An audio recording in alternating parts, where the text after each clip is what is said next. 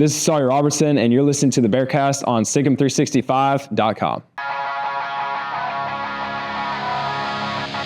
Welcome into the Bearcast on SicEm365.com. We are presented by WellMed Medical Management, and today I'm here with Jack Mackenzie as we go through a new projection that we just saw over the past week as Phil Steele released his magazine, and Baylor was put in a really, really good spot, according to Phil Steele.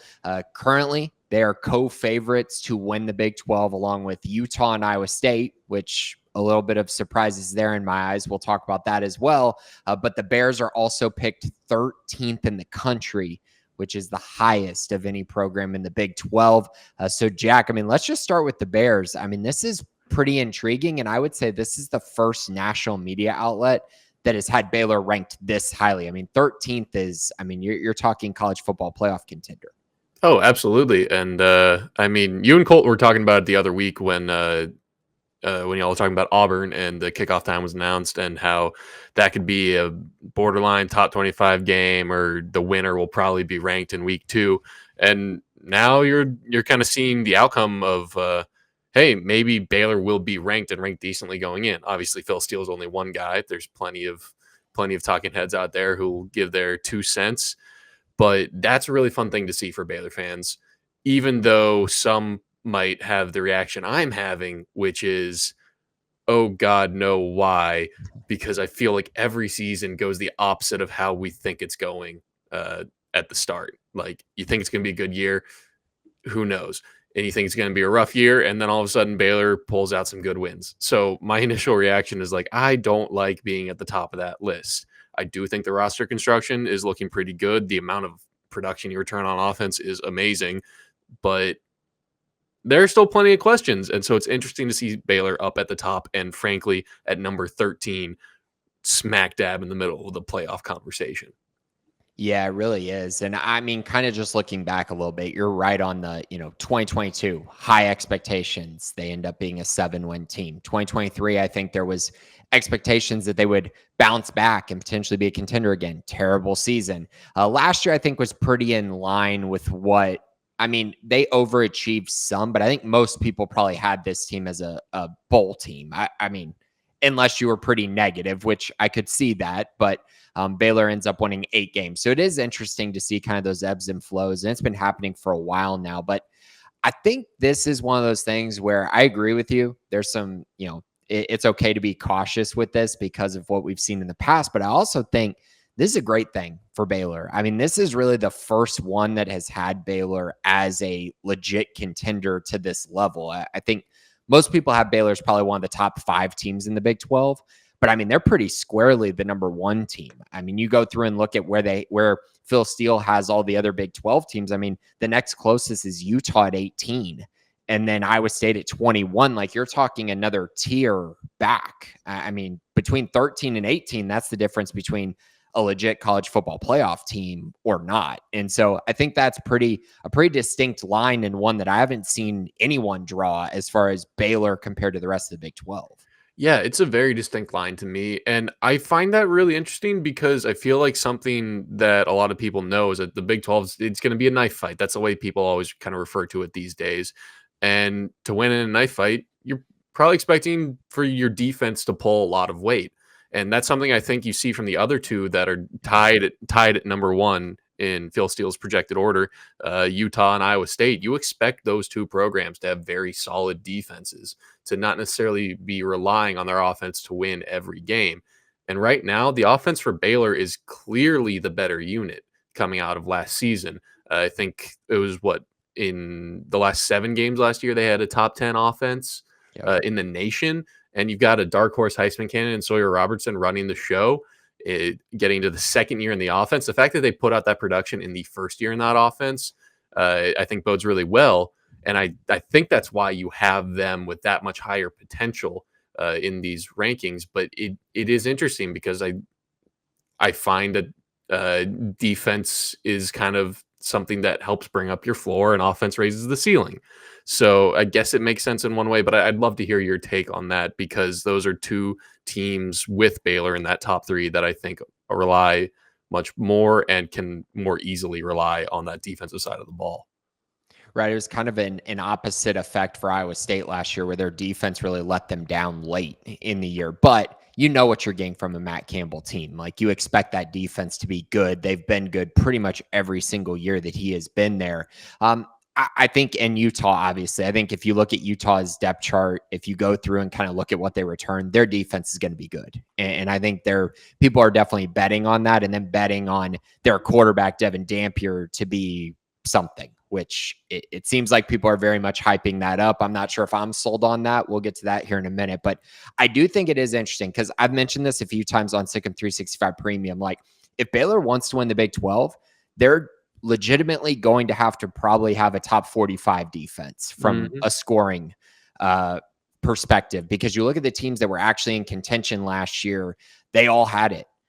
Colorado, BYU, even Kansas State, who was kind of in Baylor's tier by the end of last year as far as where they were at in the standings. But Arizona State, like, those teams had legit defenses. Like, they were good. And so Baylor's got a long way to go. I mean, this defense was not good enough last year, and they were not good enough the year before. Obviously, they were terrible the year before.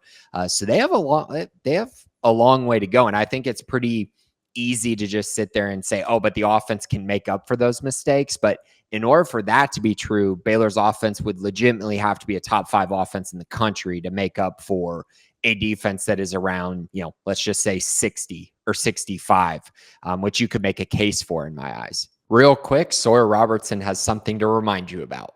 Want the latest information about your favorite team? Try out Sick'em 365 premium content the next 3 months for just $5 by clicking the link below. And now back to the Bearcast. And Baylor's had offenses in the past under other head coaches that have definitely been able to pick up that slack. Not that they needed to, but that's a big concern for me this year, because I think that they've got a lot of talent on the D-line. They've got new pieces coming into that linebacker room, and you've got Keaton Thomas, an all Big 12 level guy there. But the back end is just so scary. And not that we need to dive into that, but I think it's a legitimate concern. And I think that it is something that can really, really keep Baylor from hitting their ceiling. Especially when they have to play not necessarily the toughest schedule in the Big 12, but you do have teams like Kansas State, and at TCU is going to be an interesting game. I mean, obviously Arizona State to kick it all off as far as the conference slate goes. And so by the end of October, we're going to know, but that defense really does need to take that step.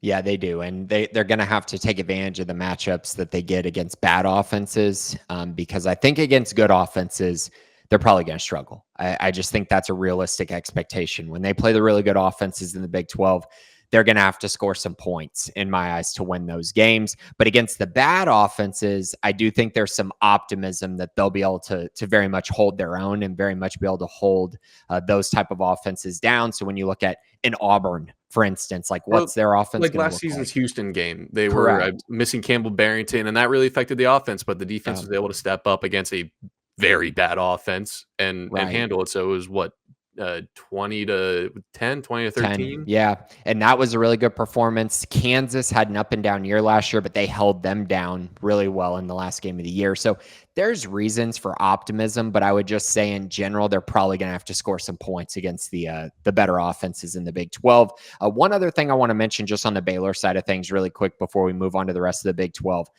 I appreciate this list by Phil Steele because he's got Baylor tied with 2 other teams for winning the Big 12, which I find very interesting because a lot of projections at this time of year are taking into account schedule, taking into account, other things, other factors. And I feel like this is good because I think he's doing this based on where you at right now. Not going to look ahead necessarily too far into the schedule. I'm going to look at right now, and having Baylor at 13 means that he's not out here just projecting wins and losses versus Auburn and SMU, or projecting these different things, because he's got a Big 12 standings in which he's got 3 teams tied at the top, which is impossible. You're going to have 2 teams that are in the Big 12 championship and one that wouldn't be. So I find that to be fascinating and something that I appreciate, because I think a lot of people are just looking at the schedule and then trying to project all these things out super far in advance instead of going with, oh, okay, here's what we know about them now, and here's how I can project them to be inside the top 25. What do I think their roster looks like? And then comparing that also to the Big 12 teams as well. I think that's a nice thing that we haven't really seen from other national sites at this time. Yeah, I'm with you there, though I will say, like, hey, if you're gonna make predictions, make predictions. True. Like who's gonna be in Arlington? Which one of those three is gonna be left out? And yeah, it's fair. And I do kind of appreciate that he's not trying to predict the games necessarily to say, I think this is the strongest team, because that's what people are just going to take it as. Not like, I think this team is going to win more games than that team. People take it as this is the best collection of talent in the conference, is the way people like to take it.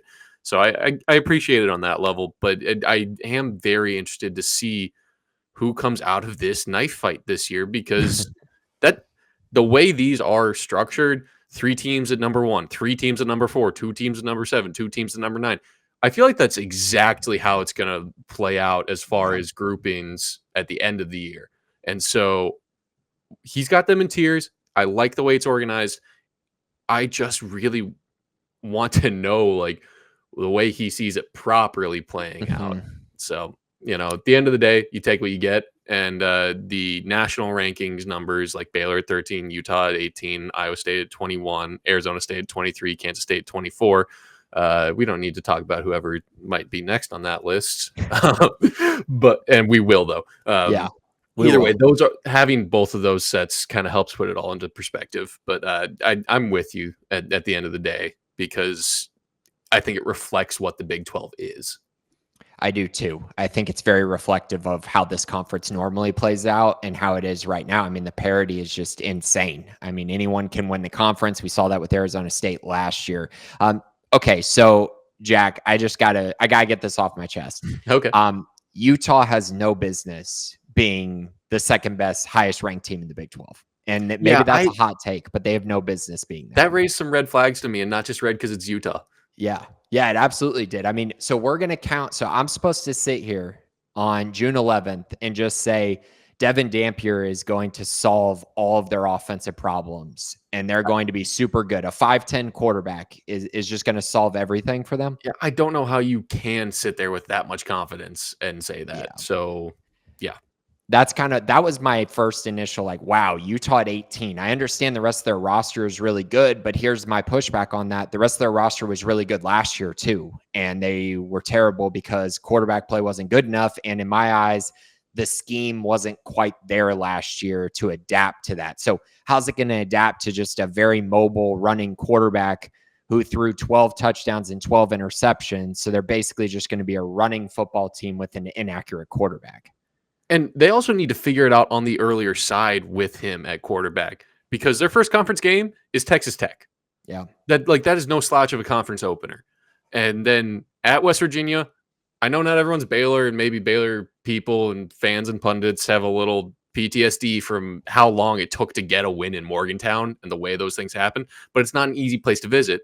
And then you have the defending Big 12 champ coming into town after bye week. Like, your first three Big 12 games, they're either going to be properly behind the 8 ball and really trying to catch up with a young quarterback still trying to figure things out, or we'll know that they're for real. Yeah. Yeah, I think that is kind of the parallels that are drawn there. Okay, so the next kind of grouping here, I think this is how I want to phrase this. I know Iowa State's technically next at 21, but I would actually have the next 4 teams all ahead of Utah and Iowa State, probably in my projected Big 12 standings going into the year, because I think Arizona State, Kansas State, Texas Tech, and then TCU, TCU at 36th in the nation, I think that's a little low as well for them with the offense that they have coming back. But I have those 4 teams along with Baylor as my top 5 teams in the conference. So it's very interesting to see Utah and then Iowa State at number 21 ahead of all 4 of those teams. Yeah. I don't know. I like what Dan Campbell done in Ames. Frankly, I have a level of trust in him that I think I don't have in the head coaches of those other schools. I think I really like Kenny Dillingham. I don't know where he's going to be in this next year, because I think they overachieved last year, and it can be very tough after you overachieve. I mean, again, maybe this is Baylor tinted glasses on that, but it can be very tough after you overachieve to kind of come back, reset, keep it going, and build from there. Kansas State, I've got a soft spot for them. Honestly, I love the way they run that program. Just changing from one legendary head coach to another very, very good head coach. I think they definitely should have been higher up in the conversation. I do have more serious questions about TCU than you do. There's something I don't trust there, and it's not like I don't think they have talent. I just don't know if they're going to put those pieces together. I still think they're kind of chasing the magic of that initial Sonny Dykes run, and I think they're still missing a Gary Patterson element to their roster and to the way they attack things. So I'm higher on Texas Tech than I am on TCU. So I do think Wow. that gap of like 6, I think it was in his national rankings, national top 40. I think that's fair, if not even a little rude to Texas Tech.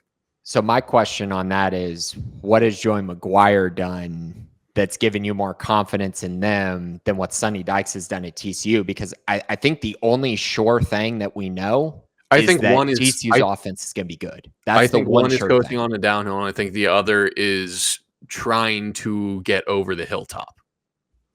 So I think one is moving upward with some momentum. Now, do they make that momentum seem a lot larger than it actually is?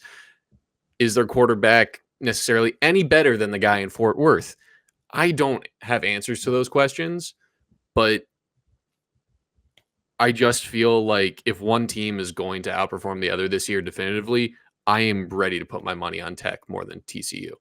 I think the fair argument there is that Tech's schedule is just the biggest cakewalk. So, I mean, them being ahead of TCU might be the case, but I have a hard time just putting all my eggs in the basket of Tech being really good, because we saw that before the 2023 season where they had all this hype, so many national, news items, and then they were not good. And then last year they were pretty mediocre again. And so it's just kind of like, just because they recruited well, does that change everything?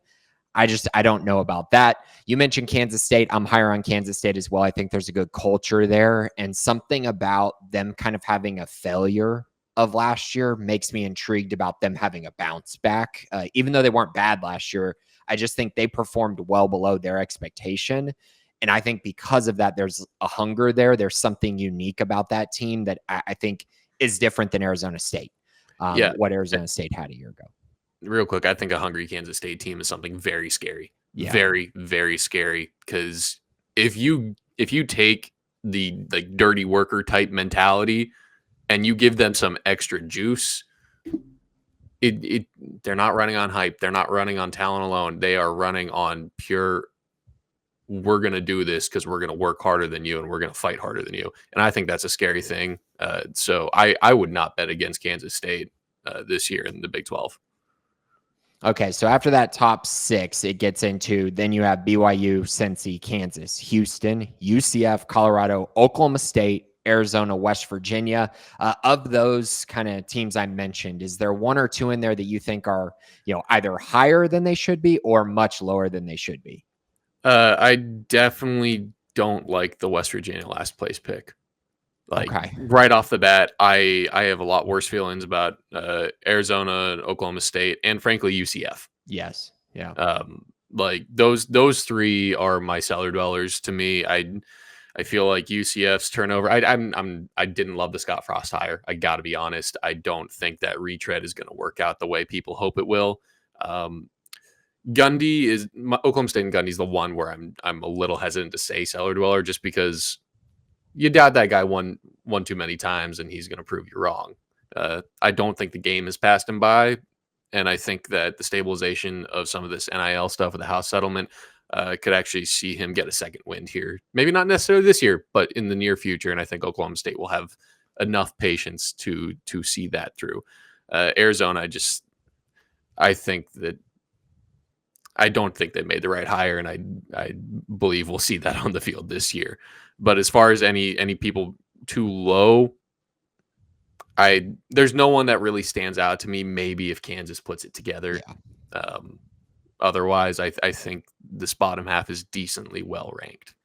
So I've seen a lot of people talk about, oh, who's this year's Arizona State? Who's this like bottom team that's going to win it? I just don't see that this year. And obviously I probably didn't see that last year with Arizona State, and that's totally fine. I understand that. But I think the way that I'm sitting here, I do think there's a pretty clear separation at the top. And I also think there's a pretty clear separation at the bottom as well. When you mentioned Arizona, they're one of my bottom 3 teams. UCF is who I think is going to be the worst team in the Big 12 this year. I do think that you have West Virginia and Oklahoma State kind of hovering around that line as well. And then I think you have some other teams that have concerns, like is Houston really going to take a step forward? We'll see on that. But I do think the middle is where you can find some sneaky value. And I think Kansas is the one that I have the most trust in. I just think their coaching staff is really good. I think we saw some flashes towards the end of last year about, who they could be. I think they're a pretty clear candidate of flipping the luck that they had last year. Because if you remember, they just kept losing all these close games. And it was just like this snowball effect of them losing close games. Then they finally turned a few of those around and then started playing a lot better. So I think they're a team that clearly could flip that luck and be a much better team than where they're ranked as 9th, tied for 9th in the Big 12. 2 teams I'd love to hear your opinion about real quick before we kind of wrap up. BYU and Cincinnati, right there, 7 and 9. Obviously, we know the quarterback situation in Kansas, and that's why we see the potential there. But Sorsby at Cincinnati, and is it still Retzloff at BYU? It is, but he's going through some legal troubles. Off-field stuff. Mm-hmm. Where do you see those 2 teams? I think if BYU has Retzlaff, they're probably a little bit undervalued. I think they have a pretty good culture. They have a pretty good kind of set philosophy. They win home games, which I think is very important in Big 12 play. But if they don't have Retzlaff, I think the wheels could completely fall off. I have no idea who they have as a backup, and I'd be pretty concerned if I were them. Cincy is just, man, I've been on this train for a while, and it's really unfortunate. I just don't think Cincy is a well-coached football team. I think that they just feel like a program that is just kind of in bad luck mode with Scott Satterfield, and I don't see it happening. They have injuries every single year. I don't think Satterfield has this ability to coach them well enough through those injuries. And so to me, they're kind of wasting Brendan Sorsby, because I actually think he is probably the most underrated quarterback in the Big 12. I think he is really, really good, but I just don't think there's enough of a foundation around them for them to be much better than a 6 or 7 win bowl team. So could they end up being one of those teams that ruins other people's seasons while not really doing anything themselves? Maybe. I mean, that's the hard part with them is, I mean, they just don't have a lot of marquee wins, even with Satterfield. So I'm like, are they really going to be the one that plays spoiler? I wouldn't really bet on it. But if you have a great Sorsby game, I guess that could change my mind a little bit. Again, like I said, I think 6 or 7 win team probably. I mean, they welcome Iowa State, Baylor, and BYU all to Cincinnati. So any of those 3 could be derailed. Anyway. Yeah, they absolutely have a chance. So that is Phil Steele's projected order. That was fun. I mean, getting to talk some Big 12 football a little bit as we're kind of inching closer and closer to Big 12 media days in the season. It's going to be a wild ride. Jack and I and Colt and I will be talking a lot more about the Big 12 for sure coming up. If you have enjoyed this and you're a Baylor fan, be sure to check out Sikkim 365 Premium side. We have all kinds of content, including an extra bonus episode every single week for our premium subscribers. So be sure to check that out. If you're a Big 12 fan, just stay tuned for all of our free Big 12 content that we will have leading up to media days, through media days, and for the season. But this has been the Bearcast on Sikkim365.com.